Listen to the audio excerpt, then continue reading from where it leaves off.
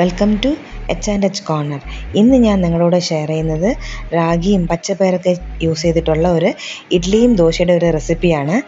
അതിനുവേണ്ടി ആദ്യം 1.5 cup ragi, 1/2 cup പച്ചപ്പയർ, 1/4 cup പച്ചരി, 1/4 കപ്പ് ഉഴുന്ന്, 1/2 ടേബിൾ സ്പൂൺ ഉലുവ എല്ലാം ചേർത്തിട്ട് നന്നായിട്ടൊരു 3 പ്രാവശ്യം നന്നായിട്ട് കഴുകിയെടുക്കാം.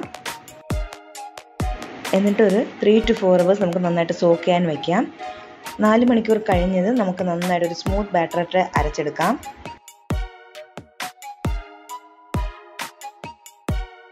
ഈ മാവ് നമുക്ക് ദോശയാണെങ്കിൽ നമുക്ക് ഉടനെ തന്നെ ചുട്ടെടുക്കാം.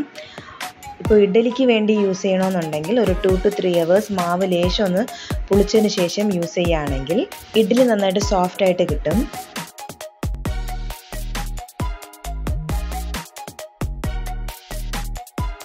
ഞാനിവിടെ മാവ് അരച്ച് ഒരു 2 to 3 hours ലേശം ഒന്ന് പുളിക്കാൻ വെച്ചതിന് ശേഷമാണ് യൂസ് ചെയ്യുന്നത്.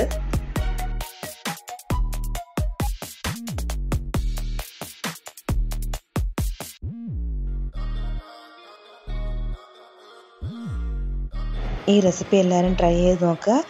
ട്രൈ ചെയ്തിട്ട് ഇഷ്ടമായെങ്കിൽ like, share, comment and subscribe. Thanks for watching.